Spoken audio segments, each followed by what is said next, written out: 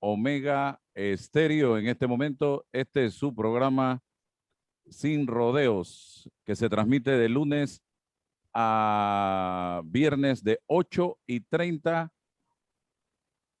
a 9:30 de la mañana. Estamos conectando en este momento también nuestras plataformas, nuestras redes sociales para que quede para la historia nuestros comentarios aquí en este su programa Sin Rodeos. Bien, efectivamente, señoras y señores, vamos entonces a iniciar con nuestros comentarios. Vamos a tener algunas entrevistas como lo hacemos a diario y evidentemente el tema de los albergues, yo me sumo a lo que planteaba Milton Enríquez en Infoanálisis y también el colega Guillermo Antonio Adames. Yo creo que es importantísimo que esto no se detenga y que periódicamente se esté dando la información precisa y contundente en relación con los hallazgos de este caso tan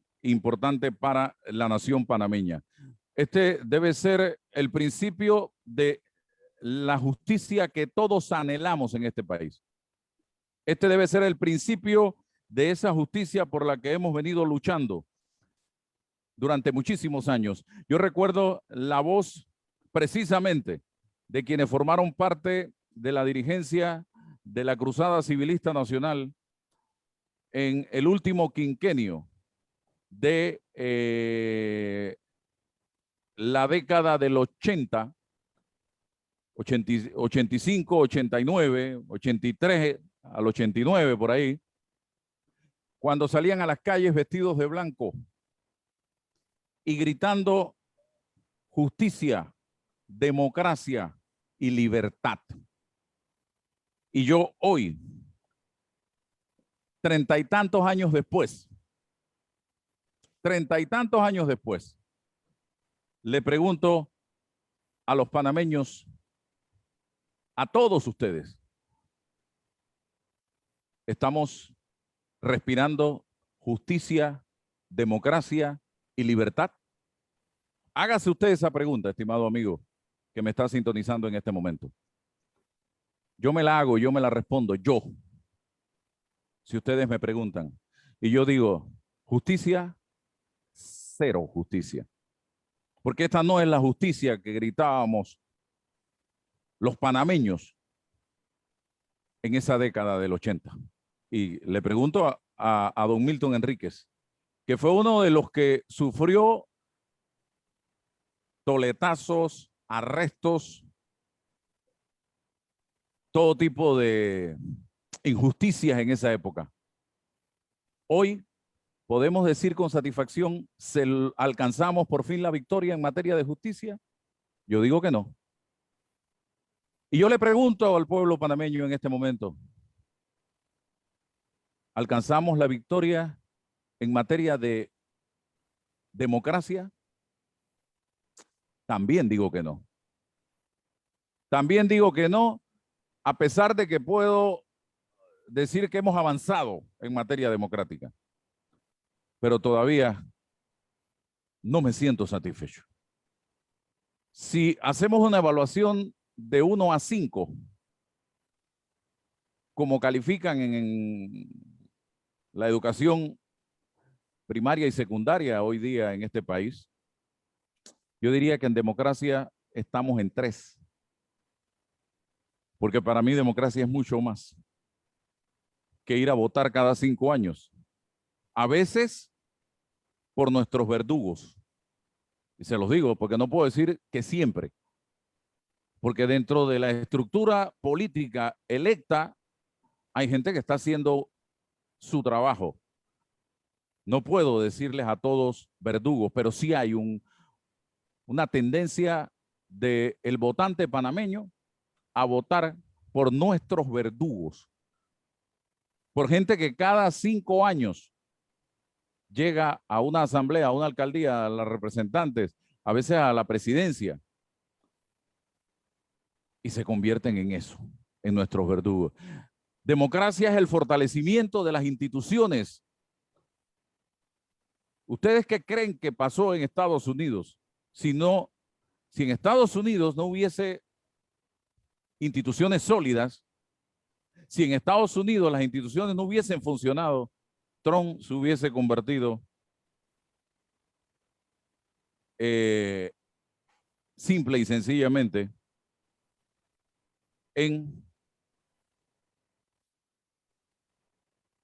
un dictador. Porque hizo intentos, tuvo la intención de ir en esa dirección, de acumular y administrar él el poder. Pero no lo logró. No lo logró. ¿Por qué? Porque las instituciones de Estados Unidos estuvieron funcionando y estuvieron observando. Y es por eso que hoy tenemos nosotros los panameños que luchar en la búsqueda de instituciones sólidas y de una democracia sólida. Una democracia que defienda los intereses de cada uno de nosotros los panameños, que somos los verdaderos dueños de este país. Aquí se tiene una convicción de que el diputado es autoridad, de que el presidente y el vicepresidente, nosotros nos debemos al presidente y al vicepresidente de turno, a los ministros, a los alcaldes, a los señores, no. Ellos están en esos cargos cumpliendo una misión, son nuestros empleados en esos cargos y nosotros los ponemos allí y los podemos sacar. Ellos tienen que cumplir con la ley y defender nuestros intereses. De eso se trata, estimados amigos. Y hoy día, yo les voy a decir algo. Estamos esperando, me avisa Roberto cuando estemos en conexión con nuestra invitada y está en galería. Yo quiero decirles algo. Estoy viendo algo muy circense, el tema de la constituyente paralela o de la asamblea constituyente. Circense, esto me huele a circo. ¿Y por qué se los voy a decir? Porque he visto gente que históricamente ha estado favoreciendo la necesidad de instalar en Panamá, de elegir en Panamá una asamblea constituyente para que diseñe, estructure una nueva constitución de la República. Porque la que tenemos es obsoleta. Y han venido por años defendiendo esa posibilidad. Bueno, en este momento, agrego, otros que se oponían a la constituyente, a la asamblea constituyente. Bueno, hoy, miren el escenario de hoy. Hoy veo gente que defendió por años la posibilidad de una asamblea constituyente, diciendo, unos callados que no dicen nada, otros diciendo, no me sumo a este movimiento que hay hoy día. En cambio, otros que antes se oponían a la asamblea constituyente, están hoy a favor de la asamblea constituyente y están promoviendo la recolección de firmas. Y esos que están a favor hoy están divididos en 2, 3 o 4 grupos.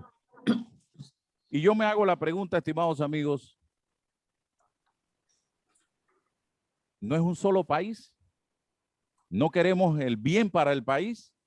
¿No queremos una constituyente nueva, sólida, renovada, moderna, fresca, con nuevas condiciones, nuevas reglas del juego? ¿O lo que queremos, este grupo es una constitución para mí, el otro grupo una constitución para mí y el otro grupo una constitución para mí? Y el otro que no está, no quiero constitución esta vez o meterme en este tema porque no la estoy promoviendo yo. Entonces, ¿de qué Panamá estamos hablando? ¿De un país fragmentado? ¿Eso es lo que nos va a dejar este tema de la recolección de firmas? Seamos serios. Si lo que queremos es una constituyente, lo que tenemos es que unirnos todos. Y de allí que salgan las bases fundamentales para llevar adelante este proyecto y que de ese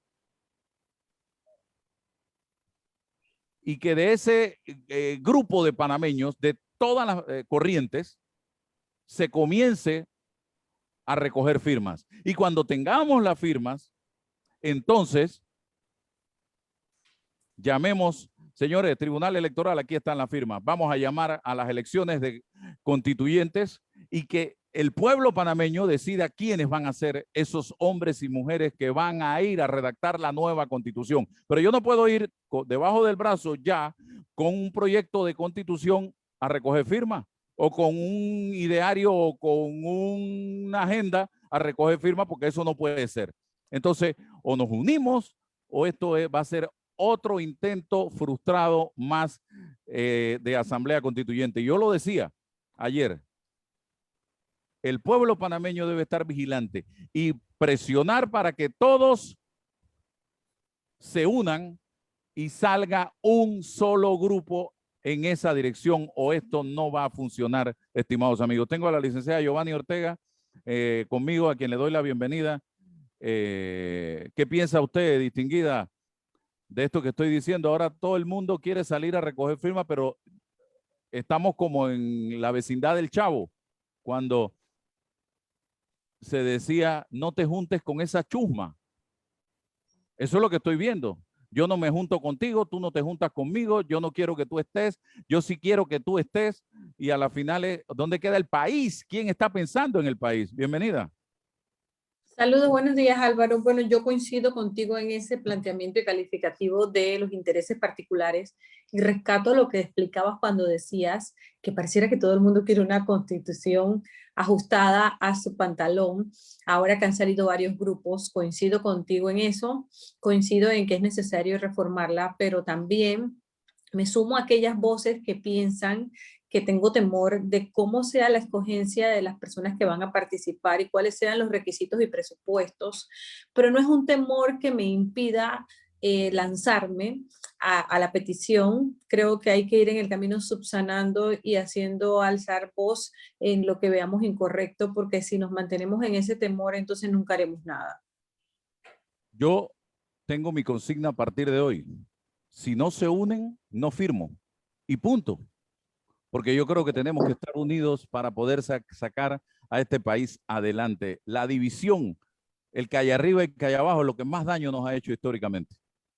Y no creas que no pienses que no te voy a salir una calle del medio. El problema de esto es que tu consigna está bien llevada y estoy hasta pensando sumarme, porque es que nadie está diciendo que pueden ser constituciones diferentes, la constituyente no puede ser distinta, así que el fundamento para tu petición es bien básico, en función, básico y fuerte, adquiere fuerza cuando estamos hablando de un solo documento que va a regir todo el país. Entonces, definitivamente que hay que unirse sin descalificar a nadie. El problema es que luego tenemos que ser muy vigilantes, Álvaro, muy vigilantes de quienes vayan a ser los que vayan a participar, porque es ahí donde va a estar el problema de los intereses de cada grupito y cada cual va a impulsar su movimiento, tú lo sabes. Y saber, primero, elegir, y segundo, yo soy partidario de que se vote por bloque, de que se vote por temas específicos. Ponlo ahí en el documento, lo que tú quieras, somételo a votación y que sea el pueblo panameño el que decida el día de la elección, porque eso tiene que ir a un referéndum, Claro, después. documento ya redactado. Claro, pero yo estoy en la parte de los requisitos, que las reglas del juego tienen que ser bien claras, cuáles van a ser las personas que van a participar, y luego entonces de ahí es lo que aplica lo que tú estás explicando muy bien en función de que el pueblo va a escoger.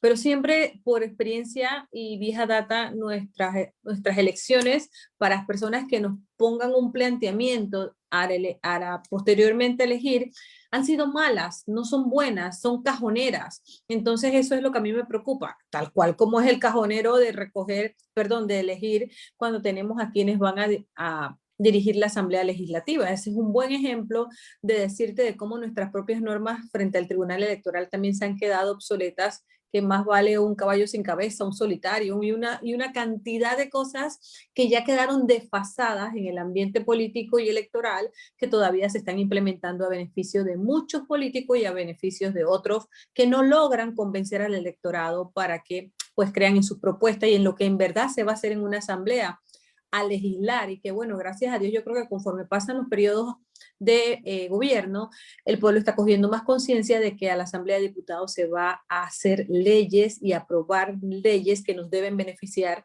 a nosotros. Licenciado Ortega, CENIAF ahora entra en una nueva etapa. No entendí, hubo una persona cuando renunció la licenciada Silvera, o cuando renunciaron a la licenciada Silvera, que en redes sociales colgó que ya era el nuevo director de CENIAF. Sin embargo, al día siguiente veo un concurso para escoger al nuevo director de CENIAF o directora. Todavía está eso latente, está vigente, no se ha definido quién es. Pero me gustaría saber qué tiene que pasar en CENIAF para que esto funcione como debe ser. Porque esta institución viene dando tumbo y más tumbos, no ahora, desde hace rato. Se vienen haciendo denuncias y por eso es que estoy hablando con usted, porque usted ha sido una de las que se atrevió a ir a los medios de comunicación a hacer estos planteamientos. Licenciada.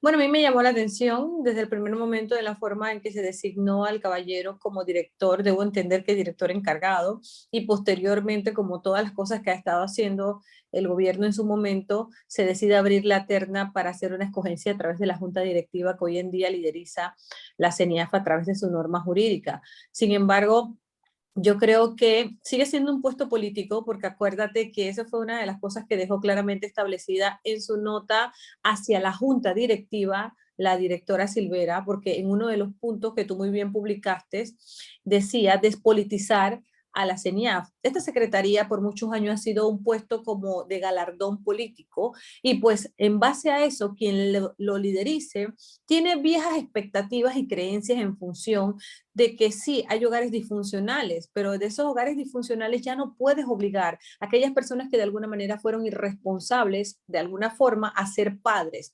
Y esa esencia ha venido liderizando a muchos otros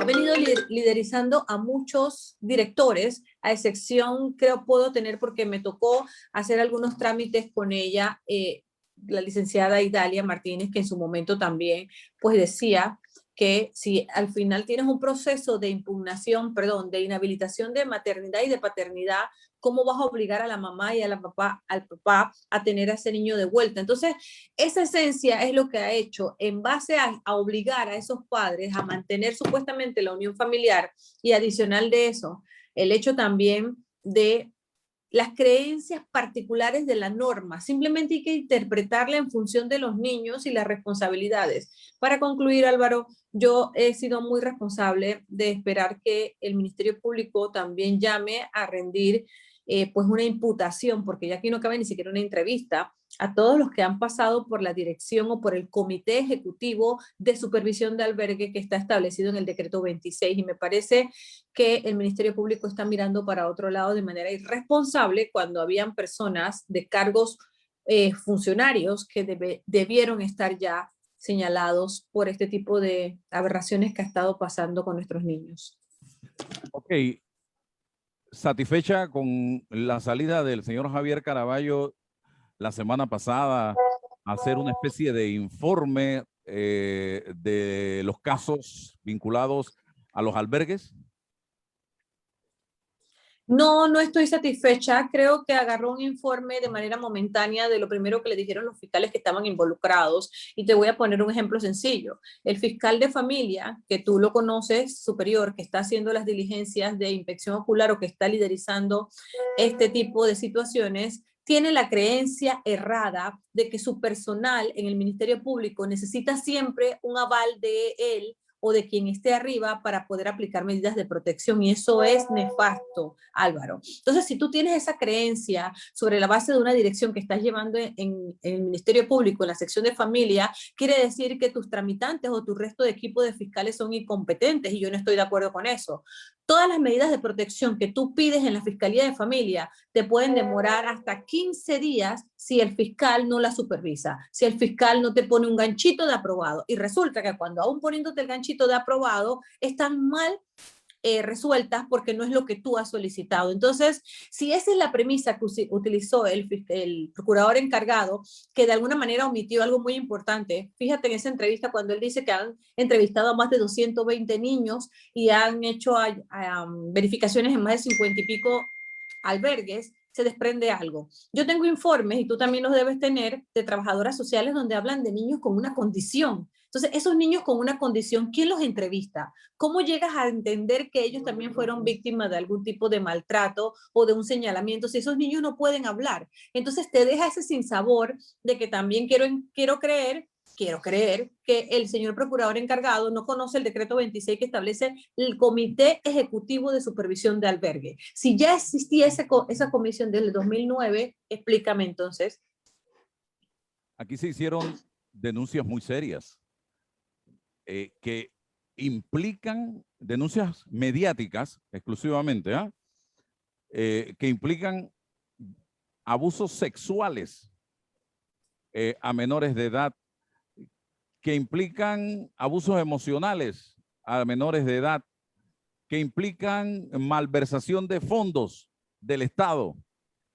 ¿Usted cree que hay de todo en este tema, en este momento, o se ha querido hacer un escándalo de repercusiones gigantescas en relación con este tema? Le hago la pregunta, no estoy suponiendo nada. Bueno, yo pienso que es que la dirección de lo que hemos recibido en el informe del procurador encargado en función de su equipo de fiscales que se la ha llevado para que él la leyera, porque vimos que la estaba leyendo, que el mecanismo lo entiende muy bien, pero que estaba leyendo un informe en base a lo que tenían adelantado.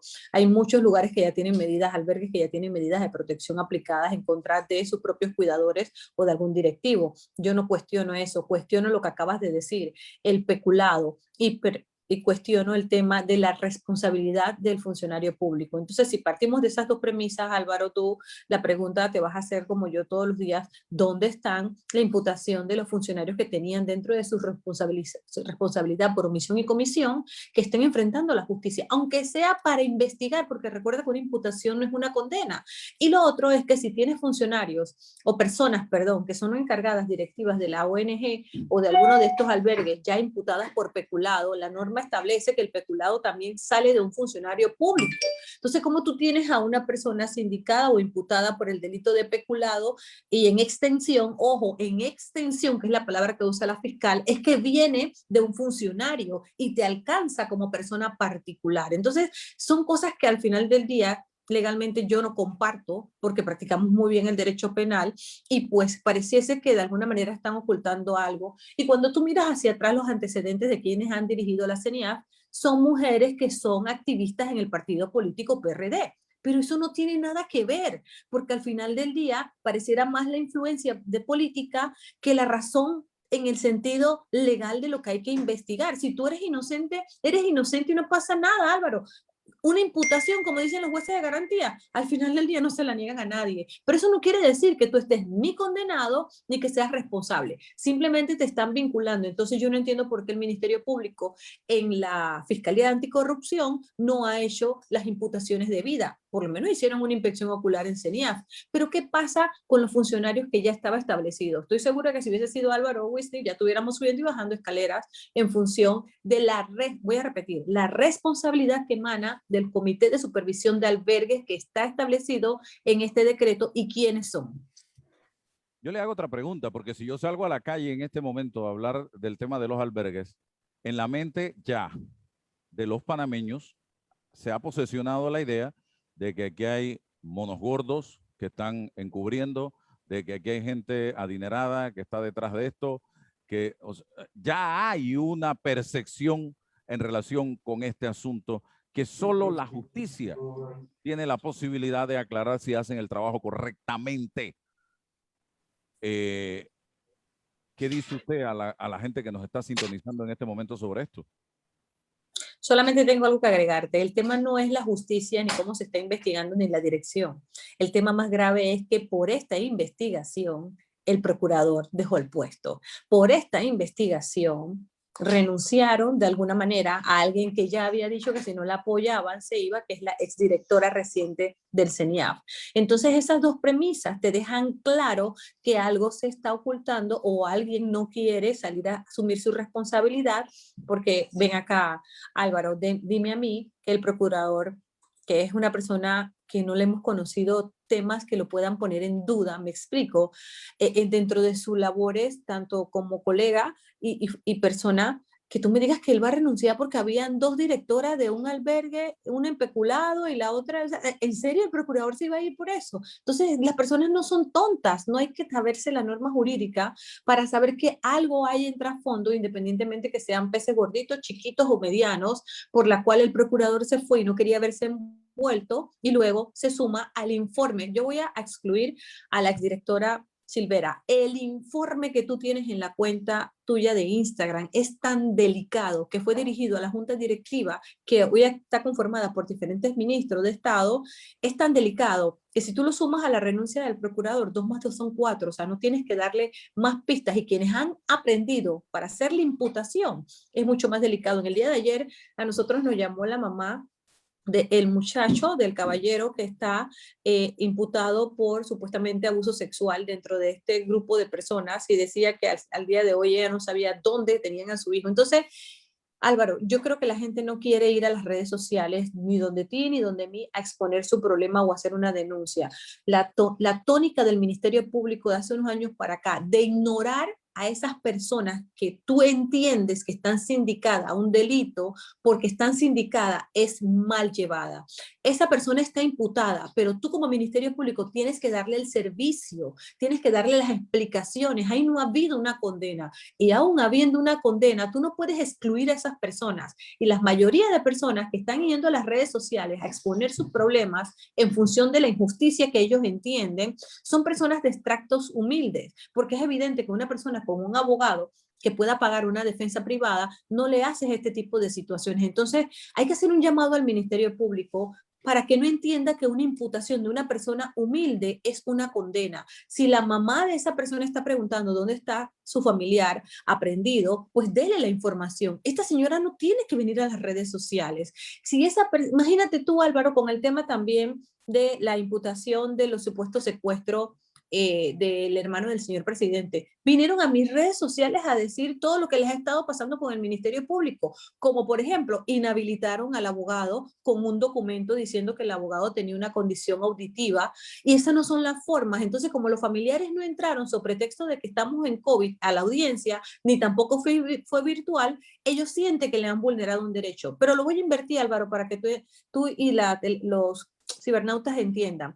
Si tú le das esa explicación a esos familiares que están ahí, un familiar entra, como dice la norma, para presenciar la audiencia, y no tiene que después estar inventando o investigando qué fue lo que pasó, porque es una atención a esas personas. No tuviéramos la cantidad de temas en redes sociales donde la gente se aboca creyendo que va a conseguir una respuesta, o exponiendo mucho más la investigación del Ministerio Público o el trato que están recibiendo, donde ya se perdió la presunción de inocencia. Parece que al tener una imputación ya te declaran culpable. Ok, estamos en el marco de la justicia. Perfecto. Y estamos pidiendo que se hagan las cosas de manera correcta en el campo de la justicia. Pero ¿qué hacemos en CENIAF para que estas cosas no vuelvan a pasar y para que CENIAF haga su trabajo de manera correcta? Porque si hay aquí un responsable por acción u omisión, eso tendrá que definirlo la justicia también, es CENIAF, que es el ente encargado de supervisar los albergues desde que esto se creó a lo largo y ancho del país, y permitió que esto llegara a donde llegó. Y mire, yo conversé con una psicóloga hace algunos días atrás en este programa, y ella realizó un protocolo para el funcionamiento de los albergues, y esto lo hace a petición de UNICEF, y lo hace, y allí en esa investigación que le permitió hacer este protocolo se percata de muchas irregularidades que ya para el 2011 estaban ocurriendo en los albergues. Entonces quiere decir que CENIAF no hizo, no está, y no sé si estará haciendo con su marco legal el trabajo que tiene que hacer. Y me refiero a CENIAF en términos generales, no estoy puntualizando ninguna administración en específico ni ninguna persona en específico, me refiero a la institución como tal. Es que es así como lo acabas de plantear, la institución como tal tiene una norma jurídica y un marco de decretos y leyes que deben regir. Entonces, fíjate, qué difícil es contestarte esa pregunta cuando todo el escándalo de los albergues tiene un gran responsable, como tú lo dijiste, CENIAF y el Comité de Supervisión de los Albergues, porque vamos a excluir responsabilidades, pues si al final eso es lo que quieren.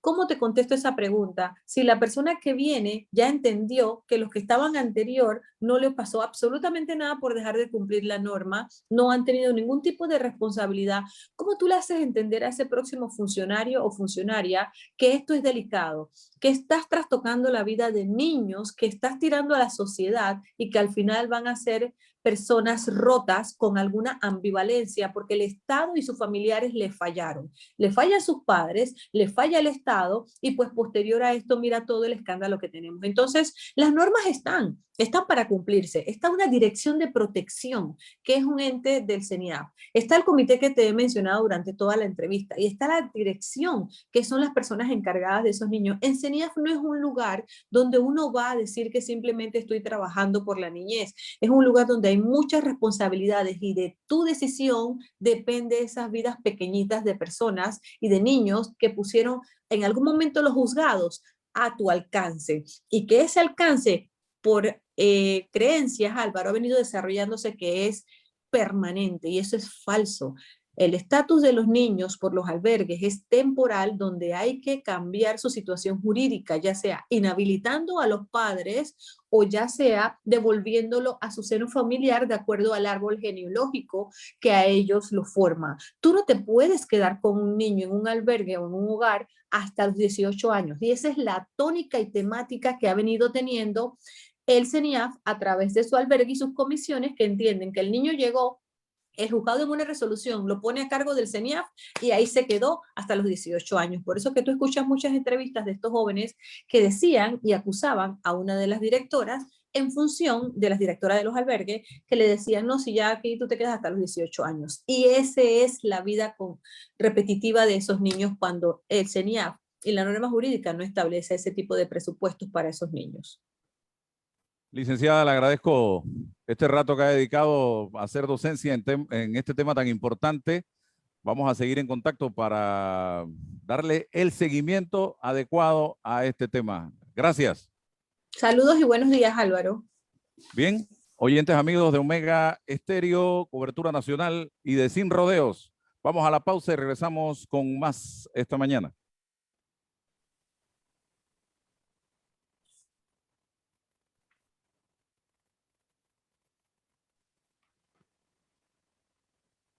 Bien, seguimos acá momentáneamente en redes sociales, estimados amigos de Instagram. Estamos también en YouTube, tanto de Omega Estéreo como nuestra plataforma. Es un tema interesantísimo, que no hay que quitarle la lupa y el foco de encima. Evidentemente que no. Y que salga quien tenga que salir, el nombre que tenga que salir, no importa a qué clase social pertenece, ni a qué partido político pertenece. Eso no importa.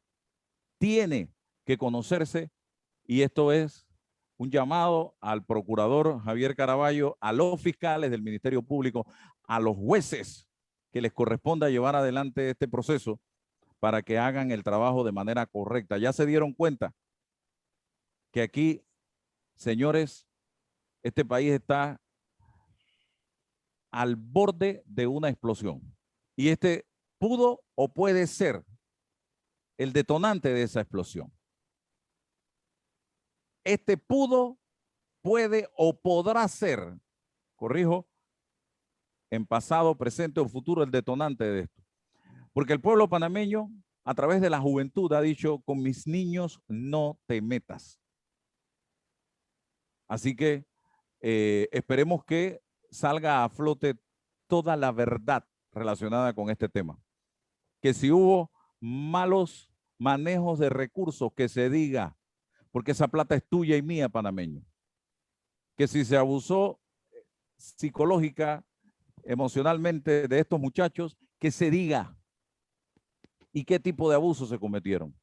Hay que cuidar, evidentemente, la identidad de estos chicos para no revictimizarlos. Ya fueron víctimas, no podemos volver a serlos víctimas. Y no podemos estar entrevistando a estos muchachos en los medios de comunicación, porque ya ellos han pasado por el dolor y por el sufrimiento de ser víctimas, y hacerlos o traerlos a los medios para volver a que cuenten su historia, esto les hace daño, un gran daño emocional, en el que hay que trabajar desde el punto de vista profesional. Y lo otro, si hubo hombres o mujeres que abusaron sexualmente de estos chicos o chicas, también hay que sacarlo a la palestra y que se les condene, que les caiga la ley encima cual piano en la cabeza. Tiene que pasar. No puede ser que nosotros estemos hablando de abusos sexuales contra menores de edad vulnerables que estaban siendo supuestamente protegidos o tutelados por el Estado panameño. Porque cuando tú estás en un albergue, tú estás siendo protegido, tienes que ser protegido por ese albergue. Seguimos adelante, amigos, en el programa. Estamos de vuelta en Omega Estéreo, estimados amigos, para otro tema de interés nacional. Y vamos a conversar ahora con el amigo Rommel Troch,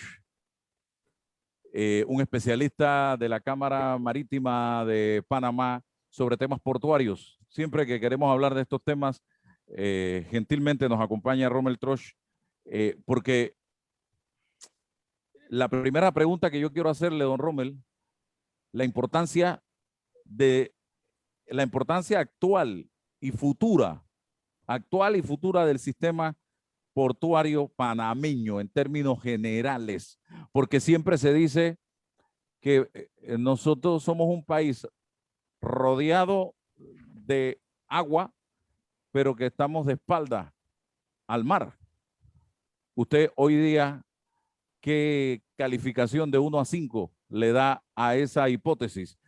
Panamá, a pesar de la cantidad de mar, de agua que tiene, vivimos de espalda al mar, no hemos sabido desarrollar realmente al 100% todo ese potencial que tenemos. Adelante. Buenos días, Álvaro.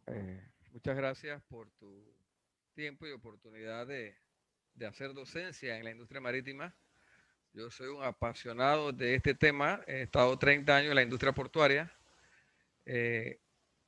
directamente involucrado, y tengo 7 años de ser consultor en la industria marítima, portuaria y logística. Ya estoy en la vida privada directamente con mis negocios y sigo en el ambiente portuario. Mira, de 1 a 5 me decías que evaluáramos o diéramos una apreciación sobre el tema de qué tan de espaldas al mar estamos.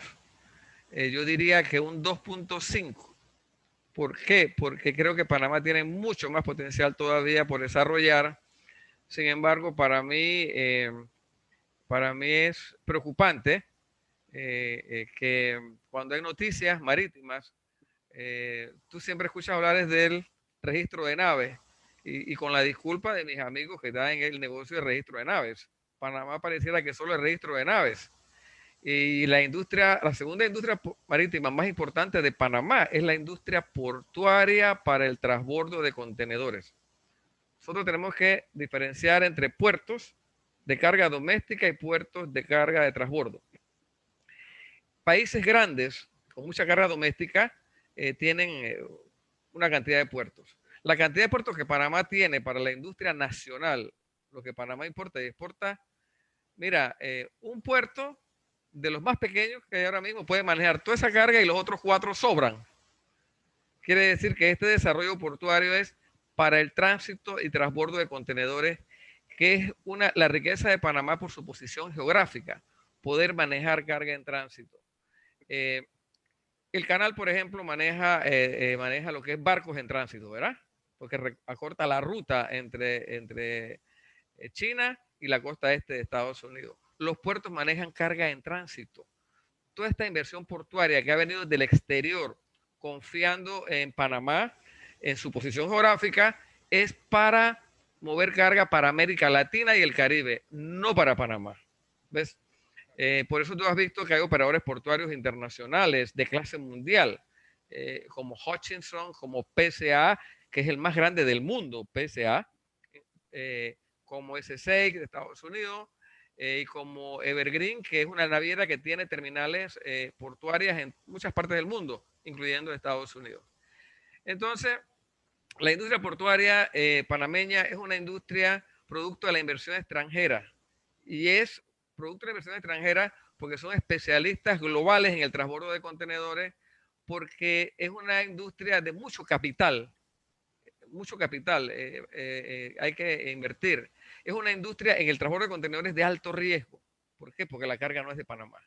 Y ahí quiero diferenciar entre dos cosas, ¿no? Panamá tuvo una ola de privatizaciones desde que empezaron en el año 95 o 92, por allá. Esas privatizaciones se dan en el área de electricidad, de telefonía y puertos. Pero puertos no es privatización. Puerto es una concesión o un alquiler del terreno a cambio de una cantidad de dinero acordada. Entonces, los puertos no están privatizados, los puertos siguen siendo de Panamá, de los panameños, que después de que vence el periodo de concesión, retorna a Panamá toda esa infraestructura que se construyó y que se invirtió, que hoy en día es más de 5.000 millones de dólares en inversión portuaria. Esto es un ejemplo, Rommel. A veces tú ves a la orilla de la carretera un lote grande y te ponen en un letrero, se alquila. Tú llegas, alquilas el local, haces un contrato de 5 o 10 años al dueño del local. Ahí puedes poner un lavauto, puedes poner, no sé, una galera, puedes poner, y sigue siendo del dueño el terreno, pero tú durante 5 o 10 o 20 años, tú le sacas beneficio económico porque lo alquilaste, pero el local sigue siendo, y las mejoras que se le hizo a ese local, a ese terreno, al final van a ser del dueño del local. ¿Es más o menos así? Así mismo es, la única pequeña diferencia es que aquí tú alquilas para que te construyan puertos de contenedores, no para otra cosa. Y de hecho, esa es la mercancía que más se mueve, la carga en contenedores. Inclusive la carga a granel y suelta ha ido moviéndose a contenedores. Oiga, dígame una cosa, hace 25 años, ¿qué era Panamá en el tema portuario? Hace 25 años Panamá no existía en el mapa portuario de la región. De 100 estaba en 99 o de 100, porque es un país pequeño que solamente manejaba su carga. Imagínate que hace 25 años solo manejaba 200.000 teus o contenedores de 20 pies. Hoy maneja 7.8 millones de teus. O sea, la decisión de concesionar los puertos fue ideal, pues. Bueno, la decisión de concesionar los puertos, yo diría que fue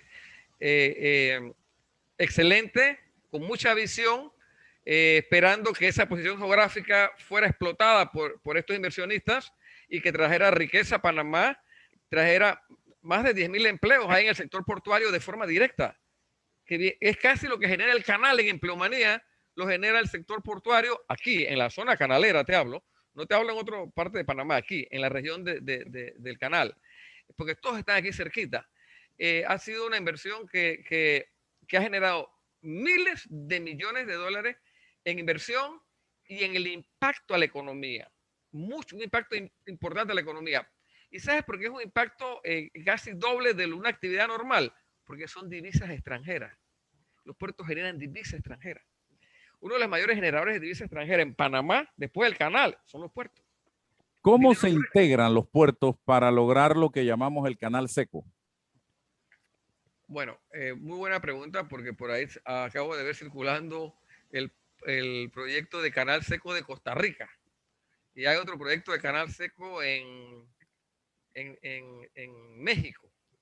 El presidente actual está empujando eso. El canal seco en Panamá, para que se constituya un canal seco, tiene que haber terminales en ambos océanos. Panamá tiene 3 en el Atlántico, 2 en el Pacífico.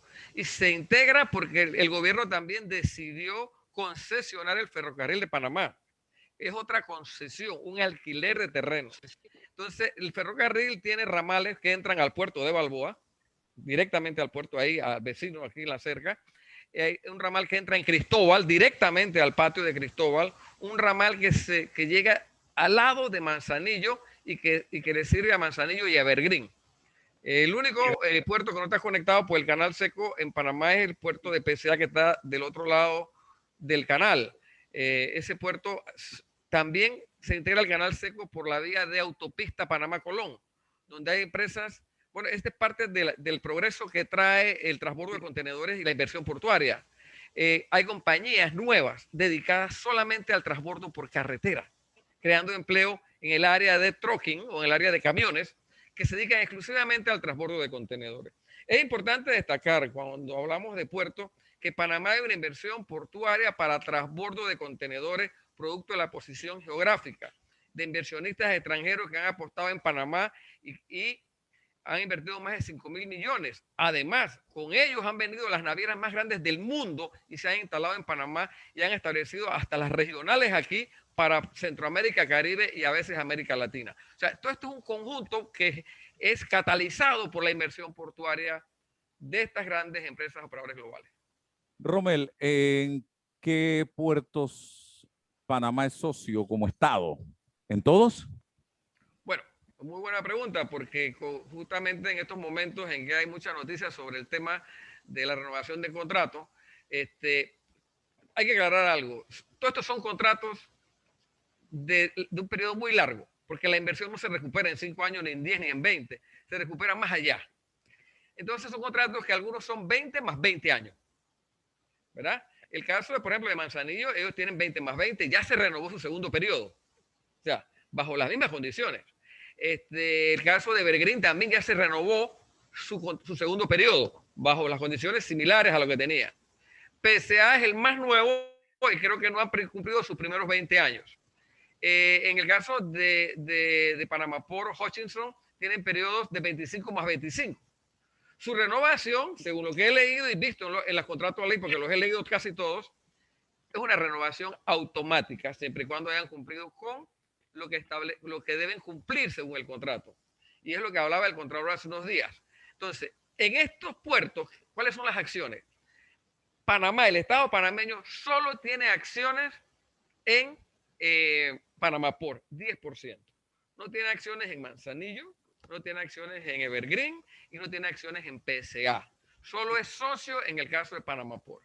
Hace unos días un amigo me decía, pero ¿por qué no tenemos acciones de los demás? Digo, es fácil criticar ahora a aquellos que concesionaron hace 25 años, pero en aquella época Panamá no tenía fe. Los gobernantes no tenían fe en este destino marítimo y en esto que ha ocurrido. Es una revolución portuaria, Álvaro. Esto es una revolución portuaria que ha ocurrido en 25 años. Entonces no podemos criticar a aquellos que no pidieron acciones hace 25 años que eran buenos o malos. Sencillamente, Panamá no tenía vocación portuaria en esa época. No tenía vocación marítima, no sabía que era su destino manifiesto ser el centro portuario más grande de América Latina. Mira, en el Atlántico tenemos a Manzanillo, que es el puerto más grande de transbordo de contenedores en toda la costa este de América Latina y el Caribe. Transbordo, hablo de transbordo, no podemos compararlo con otros puertos que manejan más carga, pero no manejan transbordo. En el Pacífico, Balboa es el puerto más grande de transbordo de toda América, desde la Patagonia hasta el Río Grande, como dicen por ahí, hasta Alaska, hasta Canadá. Es el que más transbordo maneja. ¿Por qué es importante señalar transbordo, Álvaro? Porque esta carga no está en Panamá, hay que salir a buscarla. En mi tiempo que estuve en el negocio portuario, yo tenía que viajar todos los años a buscar carga, a hablar con los clientes. Pues esa carga no llega sola. Como muchos piensan, construye y vendrán. No es así. Tiene que ser un operador de mucho fama internacional, buena fama, de que opera bien puertos, que es moderno. Mira, un detalle, Panamá tiene la mayor cantidad de grúas de puerto de toda América Latina. Y el puerto de Balboa es el puerto individualmente que más grúas tiene como puerto en toda América Latina, 25 grúas. ¿Ve? En su momento fue la terminal con más puertos más grúas de toda América, incluyendo Estados Unidos, como terminal. Porque en Estados Unidos tú tienes 10 terminales juntas, todas tienen 15, son 150 grúas. Pero hablamos de otro tipo de mercado. El mercado de Estados Unidos es netamente un mercado doméstico. Entonces, Panamá solo tiene acciones en un puerto. Una lástima de haber tenido en todos los puertos. No se conocía que esto iba a ocurrir. Algunos me preguntan, bueno, pero conocidos de la industria, dice, ¿y tú qué piensas? Digo, obviamente, en su momento era lo mejor que se podía conseguir. Atraer la inversión extranjera, desarrollar los puertos. Ahora bien, una vez vencidos estos 40 años de contrato y 50 años en el caso de Panamá Port, yo diría que Panamá tiene que abocarse a buscar también acciones en todas las terminales portuarias. ¿Por qué? Porque es su posición geográfica. Pero es importante que respetar la seguridad jurídica de lo negociado. Y ellos han invertido, porque es en un periodo de 40 y 50 años que pueden sacar la inversión. Y confiando en la seguridad jurídica de Panamá. De otra forma, no haría inversiones tan grandes. Ahora bien, el tema de Corozal, ¿en qué ha quedado, don Rommel? Mira, yo conozco el tema de Corozal, es un tema muy interesante. Yo vi cómo Walmart llegó a Panamá interesado en Corozal, instalarse en Corozal con su centro logístico para toda América. Ya en ese momento las autoridades habían decidido que Corozal era mejor puerto. Pero a mí me tocó estar en una reunión donde Walmart decía, mira, yo quiero 10 hectáreas allí para empezar mi parque logístico. Y quiero 20 más como reserva para mi crecimiento. Imagínate, Corozal puede tener entre todo unas 80 hectáreas. Y que quisieran 20, estamos hablando de que se llevan un 25% de todo. Pero hubiera sido la operación de Walmart en América Latina para carga refrigerada y para carga seca. ¿Por qué no se realiza? Bueno, no se realiza porque ya había decisiones gubernamentales que querían ser un puerto. Entonces, Corozal pues se postula como un puerto, en mi opinión, una de las mejores posiciones que quedan disponibles para puertos era Corozal en su momento. Yo creo que cada vez está perdiendo más vigencia. ¿Por qué Corozal no llega a constituirse en un puerto? En mi opinión, la autoridad del canal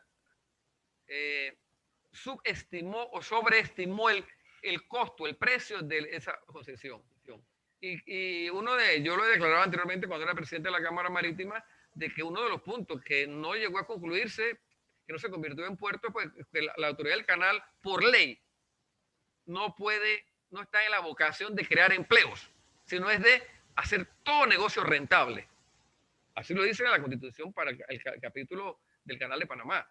Toda actividad que haga el Canal de Panamá tiene que ser rentable y generar ingresos al canal. Mientras que Corozal entonces se hace muy caro. Solamente para empezar, es más, todos los operadores que precalificaron, que llegaron hasta el final, solamente fallaron en un punto, entregar la oferta económica. ¿Por qué? Era muy costoso lo que el Canal de Panamá había puesto como alquileres de terrenos. Alquileres de terrenos. Tan alto que hacía la propuesta no viable. Yo conozco uno de los operadores que me dijo en diciembre, 4 meses antes de entregar la propuesta económica, dice, nosotros nos retiramos. Los números no dan. Obviamente, tú no puedes tener Corozal cobrando 18 millones en alquileres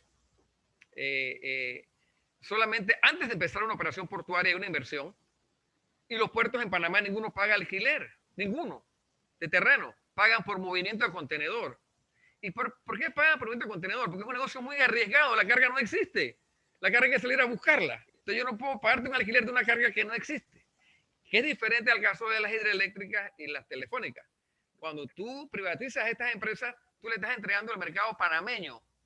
¿A quién le pago yo la electricidad? A una empresa privatizada, ¿verdad? ¿A quién le pago yo mi celular? A una empresa privatizada.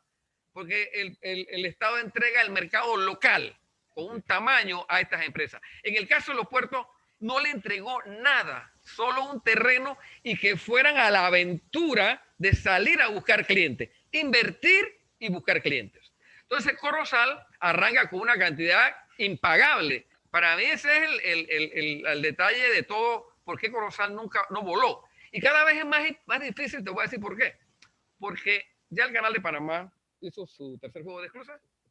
Tú ves estos gigantes de 14.000 contenedores ahora en el canal Teus. Ya tiene que estar planeando para 10 años el siguiente juego de esclusas, donde vendrán los de 22.000 Teus. Mira, en la entrada pacífica del Canal de Panamá hay problemas para entrar y salir los barcos a puerto. Hay una frase que tiene el canal que se llama Clear Channel, donde los Panamax, los Neo-Panamá más grandes, tienen que navegar solito en cierto tramo, no pueden navegar simultáneamente afuera del canal. Eso ha ido mejorando y mejorando y mejorando, porque la prioridad es el Canal de Panamá, no son los puertos. Tú puedes ir para puerto y estar anclado allí, claro, pero no entras porque la prioridad es que el barco del canal salga y entra sin problema y con cero riesgo. Rommel, se nos agota el tiempo, pero quiero hacerte una última pregunta que es vital en este momento. El Contralor sale y pone ganchito a Panamá Port luego de la auditoría y señala públicamente, cumplieron. En eso se resume, cumplieron con el contrato y más allá. Hoy la empresa está generando y históricamente ha generado miles de empleos directos e indirectos. Le ha dado grandes beneficios a la economía del país. Está funcionando perfectamente. La pregunta que yo hago, ¿qué impide? ¿Por qué no se ha renovado el contrato a estas alturas? ¿Qué más tiene que pasar? Bueno, yo creo que el contrato per se vence es al otro año. Este es el periodo, justamente, en marzo del otro año, ¿verdad? O sea, que está en ese periodo de hacer lo que se debe hacer. Yo creo que se debe renovar, igual que se renovaron todos los demás. En este caso, como te he dicho, yo he leído todos los contratos. Acá la cláusula de renegociación no es de renegociación, es sencillamente de renovación automática, siempre y cuando cumplió con todos los elementos. Yo creo que se le ha renovado a todos los operadores portuarios. Panamá Port no debe ser la excepción. Yo creo que he leído por ahí que dice que Panamá Port recibió mucha infraestructura. Yo me he dado la tarea de revisar todos mis papeles y todos mis documentos portuarios y la resolución del 2005-2006 creo que es, donde el presidente Martín Torrijos desconoce la equiparación y exige una contraprestación justamente porque él dice, recibieron infraestructura. Ese es el espíritu de esa resolución. Tienes que darme dinero. Le dieron 102 millones de dólares en contraprestación por una infraestructura. Yo también quiero aclarar algo aquí, creo que es importante señalar. Todos los puertos han recibido infraestructura, todos. Unos más, otros menos. Pero también quiero aclarar algo. Toda esta infraestructura que han recibido los puertos, incluyendo Panamá Port, no era útil para el negocio de transbordo de contenedores. Sino, me remito a la prueba numérica. Los millones y millones que han invertido todos los operadores portuarios para construir muelles nuevos, rellenos, para hacer área de almacenaje para los contenedores. Mira, el caso de Balboa, y tú decías algo muy cierto hace un rato. Cuando vence el contrato de concesión, después de 25 años más que hay la renovación, 40 hectáreas de terreno rellenada al mar le quedan a Panamá, que la rellenó su ¿cómo se dice? Arrendatario. Su inquilino, ¿verdad? O arrendatario. Y le queda eso. Le quedan muelles nuevos. Le queda toda una serie de patios pavimentados, una infraestructura eléctrica de primer orden del mundo. Claro, todos los equipos son móviles, se van. Eso en todos los contratos tú lo sabes, ¿no? Aquí y en todas partes del mundo. Solo las obras fijas se quedan. Entonces, en Manzanillo también se rellenaron como 20 hectáreas. Evergreen rellenó como 20 hectáreas más. En el caso de PCA tuvo que excavar para eliminar terreno para poder llegar al muelle. Porque era terreno que estaba dentro del área de influencia del canal y había que excavarla y botarla en algún lugar. Entonces, no es justo que se diga que recibieron infraestructura cuando no era útil para el propósito que Panamá tenía y licitó los puertos, que era contenedores. Podía manejar carga general y más nada. Que ese no es el negocio de Panamá. Ese negocio es para lo que nosotros importamos y exportamos como acero para la construcción. o el trigo para el pan, o el maíz para los cerdos, los que importan maíz para el cerdo, ¿verdad? Entonces, o el cemento que va para construir, el clinker que va para construir cemento. Entonces, ningún operador portuario recibió infraestructura útil para el transporte de contenedores. ¿Qué recibió? Terrenos con infraestructura que a veces era un estorbo y había que eliminarla. Tú sabes que eliminar una infraestructura existente y construida casi antibomba es un problema. Okay. Y hay infraestructura que sencillamente se te quedó a un lado porque no se podía utilizar para nada. Entonces, no es correcto decir que se recibe una infraestructura útil. Sí se recibe una infraestructura, pero no para el propósito y lo que Panamá se iba a convertir, un centro de transbordo de contenedores, el más grande de América, toda América.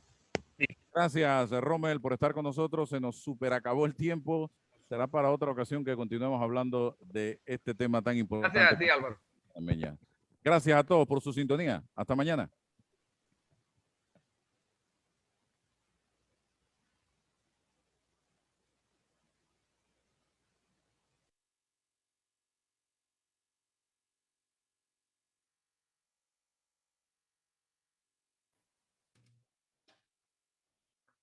Listo, Álvaro. Listo, Roberto. Gracias.